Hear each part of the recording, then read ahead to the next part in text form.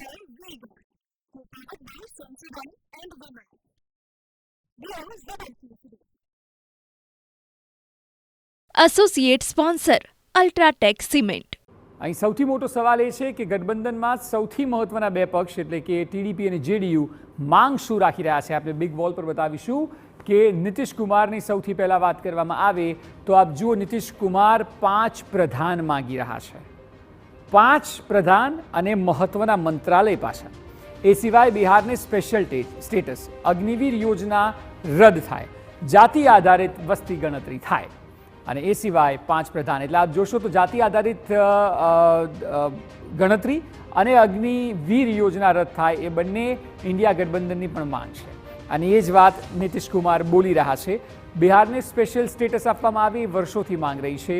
સૌથી મહત્વના જે 5 મુદ્દાઓ છે, જે 5 આમ જોઈએ તો ભાજપ માટે પડકાર સમાન છે. હવે નાયડુની શું છે માંગણી? તો લોકસભા સ્પીકરનું પદ તેઓ માંગી રહ્યા છે. એ સિવાય જે તેમની માંગણી છે તેમાં બીજા નંબરની વાત કરીએ તો જેમ નીતિશ કુમાર 5 પ્રધાન પદ માગે છે એમાં 3 કેન્દ્રીય પ્રધાન હોવા જોઈએ તેલુગુ દેશમ પાર્ટીના, તેવું તેમનું માનવું છે. અને એ સિવાય 2 રાજ્ય કક્ષાના પ્રધાન. આ તમામ માંગણીઓ ખૂબ અઘરી રહેવાની છે. આ આસાન નહીં હોય પીએમ મોદી માટે. જે પ્રકારની માંગણીઓ આ તમામ લોકો કરી રહ્યા છે અને આમના સિવાય છૂટકો પણ નથી.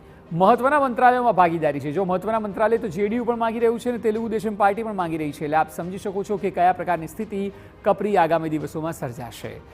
મહત્વના મંત્રાલયોમાં ભાગીદારી પણ માંગવામાં આવે છે અને આંધ્રપ્રદેશને વિશેષ રાજ્યના દરજ્જાની માંગ. બિહાર અને આંધ્રપ્રદેશ બંનેની જો કોમન માંગ છે, 5 ખાતા છે અને સ્પેશિયલ સ્ટેટસ આપવાની જે વાત છે.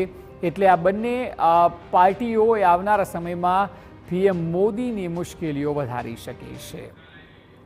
Powered by Vega, powered by Sensodyne and Women. We are ZLP. Associate sponsor UltraTech cement.